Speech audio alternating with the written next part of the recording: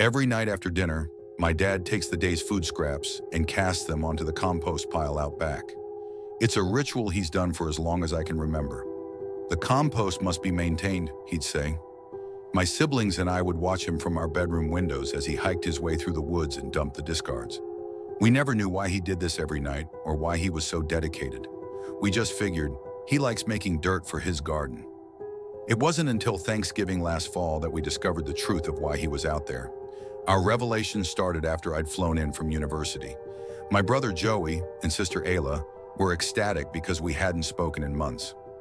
The next day after Thanksgiving dinner, we made our way through the side yard, careful not to be spotted by any family who were still in the house. "Here we are," Joey hissed, pausing at the wooded path which led to the pile. Ayla winked and disappeared into a thicket of flannel bush. Joey tapped my shoulder and ducked behind a large tuft of grass.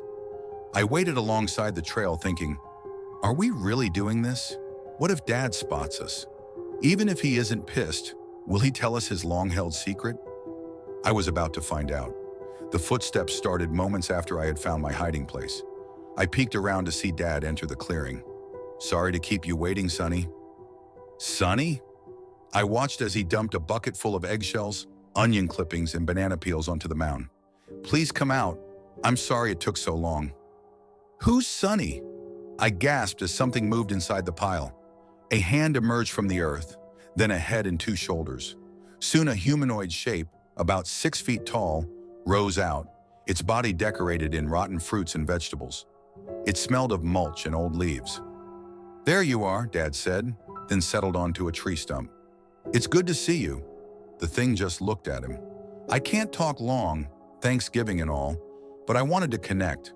My son Bryant just flew in." The beast bellowed. "Bryant?" "That's right," my dad said. "He's studying to be a structural engineer. Isn't that wonderful?" "Wonderful," the monster bleated. "Now remember, for the next few days we need to follow the rules. You have to stay in this pile and eat only what I give you. Understand? We can't have any more accidents." "Accidents? I'd love to chat, but I've got to spend time with family." Dad rose and turned toward the house.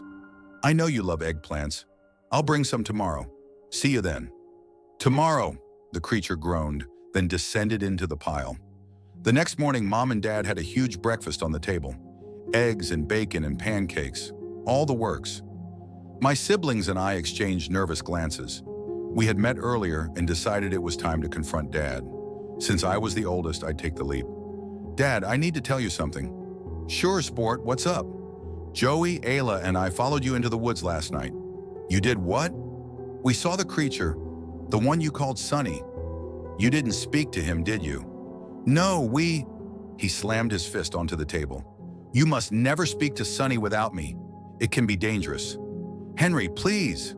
Mom scooted out of her seat, grabbed Dad's arm. Dad tilted his face away from us. "I'm sorry. It's just, I haven't shown him to anyone except your mother." "What exactly is he?" I asked. "A gift." He took a deep breath. "I suppose it's time I showed you." "Long time no see," Joey said and slapped my back as we loaded my bags into his car. I hugged Ayla and hopped into the passenger seat. As Joey drove, "Guess I should break the news before we get home," he said, pulling away from the curb. "What news?" "Perky got hit by a car." "You serious?" I glanced back to Ayla. "Why didn't anyone tell me?" "Mom said it'd be better to tell you in person," she said, wiping a tear. "Somehow she snuck outside and that was it. At least that's what Dad told us." When we got home and started unloading the bags, Mom and Dad came out to meet us. "Hiya, sport," Dad said, and wrapped me in an embarrassing hug. "Missed you, son." Mom kissed my cheek and helped Dad drag my luggage inside. Joey, Ayla, and I trailed after them. When we reached the porch, Joey whispered into my ear, "I hope you're ready for some spy work tomorrow." "What for?" "Ayla and I are going to follow Dad to the compost pile after dinner." "No way." "Sis and I heard him talking to someone out there. When we tried getting a closer look, whoever it was heard us and got away. We figured with the three of us, we could try and see what he's up to."